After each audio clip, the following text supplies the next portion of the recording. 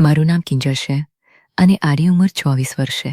આ હાની મારા જીવનની એવી કહાની છે જે આજે પન્માને રાતે જગાડી રાહુએ છે. પુણેથી દિવ્યાનથી દસપકડીને હું ના પહોંચી ત્યારે તંદી એવી હતી કે હાથ કાપી જતાં હતા. ચારે તરફ કોહરો છવાયેલો હતો. નાનીના ઘરે પહોંચતાં જ મને લાગ્યું કે આ વખતે કંઈક અલગ જ હશે. ઘરમાં 2 મામી હતી. મોટી બવિતા મામી, જેમની ઉંમર 40ની આસપાસ હતી. દોદી મોટી, ગામડાની સાદી અને હૂંફાળી, અને નાની સ્પંદના મામી, 36 વર્ષની, પાતળી, દુબળી અને ખૂબસૂરત. નાના મામા સ્કૂલમાં માસ્તર હતા. સવારે જ નીકળી ગયા હતા. મેં મારો સામાન ઉપરના ખાલી રૂમમાં મૂક્યો. ગંદીમાં હાથ પંદર જતા હતા. ભવિતા મામીએ આગ જલાવી અને નાસ્તો તૈયાર કર્યો. નાસ્તો કર્યા પછી હું નહાવા ગઈ. મારા કપડાં બેગમાંથી કાઢી રહી હતી ત્યાં જ હવિતા મામી આવી ગયા. કિંજલ બેટા, તારું તોવલિયું હજુ સુકાયું નથી. આ લે મારું અને આ કપડગો ઉતારીને આપી દે ધોવા માટે. મેં તેમને કપડગો આપ્યા. તેઓ મને જોઈને તોડી મૂકી. આ બાજુના નિશાન કેવા છે? નતના લાગે છે. મેં કહ્યું, કંઈક ખર્ચ લાગી હતી મામી. તેઓ હસીને બોલ્યા, ઉંમર શેરી કરી, મજા કરી લે. પછી જીવનમાં સમજૂતા જે કરવાનું હોય છે. તેમની આંખોમાં એક આજીબા હાસી અને દુષ્ટનું મિશ્રણ હતું. નહાઈને નીચે આવી ત્યારે સ્પના મામીએ ખાવાનું આપ્યું. તેમની નજર મારા પર અલગ જ હતી, જાણે કંઈક શંકા કરતા હોય. મેં ખાતાં કહ્યું, મામી આ તો વધારે છે. તે સાદી ધોતી ઉપર કરીને કહ્યું, જરૂર પડે તું કહેજે. મને અજીબ લાગ્યું. સાંજે હું ઘરની આસપાસ ફરવા ગઈ. ઠંડીમાં ધુમ્મસમાં વૃક્ષો જાણે ભૂત જેવા લાગતા હતા. રાતે લગભગ 3 વાગ્યે બવિતા મામી દૂધ લઈને આવ્યા. ફૂટેલી દીકરી, ગુદનાહીને, ઠંડીમાં ગરમી રહેશે. અમે વાતો કરવા લાગ્યા. તેઓએ કહ્યું, અહીં અકેલી રહેવું એ જે સૌથી મોટી તકલીફ છે. તેમની આંખોમાં આંસુ આવી ગયા. મેં તેમનો હાથ પકડ્યો. હું આવી છું ને મામી, કેટલાક દિવસ તમારી સાથે રહેશે. તેઓ મલકીને બોલ્યા, તું કેટલી મોટી થઈ ગઈ છે કિંજલ. રાત વધુ ઠંડી પડી. હું મારા રૂમમાં મોબાઈલ જોઈ રહી હતી. બારણું ખુલ્લું હતું. અચાનક બવિતા મામી આવ્યા. શાલાપી, વાતો વચ્ચે મને નીચે જોવાનું યાદ આવ્યું. પાછે આવતી વખતે નાના મામાના રૂમમાંથી અવાજ આવતો હતો. મને સમજાઈ ગયું. ઉપર આવીને હું ધ્રુજતી હતી. બવિતા મામીએ પૂછ્યું, શું થયું? મેં કહ્યું, કંઈ નહીં. પણ તેઓ સમજી ગયા. આ ઠંડીમાં પરિવારનું સુકાજ છે દીકરી. અમે વાતો કરતા રહ્યા.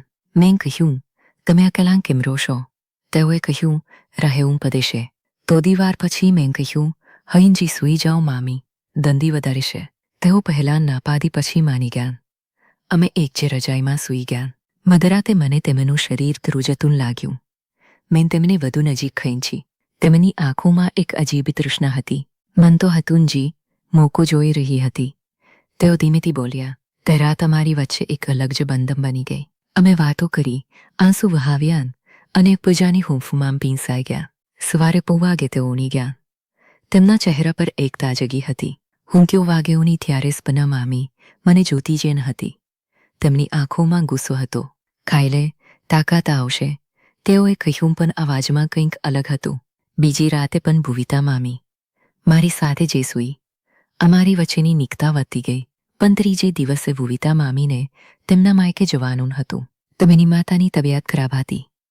મામાએ મને કહ્યું, તું બાઇક લઈને ભાભીને મૂકી આવ. સ્પના મામી આ સાંભળીને ખુશ થઈ ગયા. જાણે હું બવિતા મામીને મૂકવા ગઈ. રસ્તામાં તેઓએ કહ્યું, કાલે રાતે કે પરમ દિવસે સવારે આવી જજે લેવા માટે. હું રાહ જોઈશ. તેમની આંખોમાં આશા હતી. હું તેમને મૂકીને રાતે પાછી આવી, પણ મનમાં એક અજીબી અસલામતી હતી. બીજે દિવસે સ્પના મામી સાથે વાતો થઈ. તેઓએ અચાનક કહ્યું, તું બવિતા સાથે આટલી નજીક કેમ થઈ ગઈ? મેં કંઈ જવાબ ન આપ્યો. રાતે હું એકલી હતી. અચાનક મને ખબર પડી કે સ્પના મામી મારા રૂમ તરફ આવી રહ્યા હતા. મને ડર લાગ્યો. ત્યારે જ એક મોટો ટ્વિસ્ટ આવ્યો. બવિતા મામી અચાનક પાછા આવી ગયા. તેઓએ કહ્યું, હું તને એકલી શોધીને ન જઈ શકી. સ્પના તને નુકસાન પહોંચાડવા માંગતી હતી. તે જેલમાંથી છૂટેલી એક વ્યક્તિ સાથે સંબંધ રાખી છે જે આ ઘરની સંપત્તિ પર નજર રાખી છે. હું તેને બચાવવા માટે જ આ બધું કરતી હતી. મને આઘાત લાગ્યો. જે મામીને હું નજીકમાં થતી હતી તે જે મને નુકસાન પહોંચાડવા માંગતી હતી. અને બવિતા મામી જેમને હું સાદી માનતી હતી તે મને મારી રક્ષા કરી હતી. અમે બંને રડી પડ્યા. તે મને બેથી પડી. તું મારી દીકરી જેવી છે ખીંજે. આગરમાં તને કંઈ થવા નહીં દઉં. સપોના મામીને જ્યારે આવી ઘર બધી ત્યારે તેઓ ગુસ્સામાં હતા, પણ વવિતા મામીએ બધું સંભાળી લીધું. આ ઘટના પછી અમારું બંધન વધુ મજબૂત બન્યું. હું કેટલાક દિવસ વધુ રોકાઈ. ભવિતા મામીએ મને જીવનનો સાચો અર્થ સમજાવ્યો. પરિવારમાં વિશ્વાસ અને હું સૌથી મોટી સંપત્તિ છે. કોઈ પણ સંબંધમાં દેખાવા નહીં, હૃદય જુઓ. આજે પણ જ્યારે તંદી પદે છે ત્યારે મને તે રાતો યાદ આવે છે. જીવનમાં ક્યારેક અપેક્ષા વિરુદ્ધના લોકો જન તમને સાચી રક્ષા આપે છે. વિશ્વાસ રાખો, પ્રેમ કરો અને હિંમતથી આગળ વધો. તમે પણ તમારી જિંદગીમાં કોઈ એવી વ્યક્તિને યાદ કરો જેને તમને અજાણતા બચાવ્યા હોય. કોમેન્ટમાં તમારી સ્ટોરી શેર કરજો. આવી ભાવુક કહાનીઓ માટે લાઈક અને શેર કરજો. મળીએ આવતી કહાનીમાં.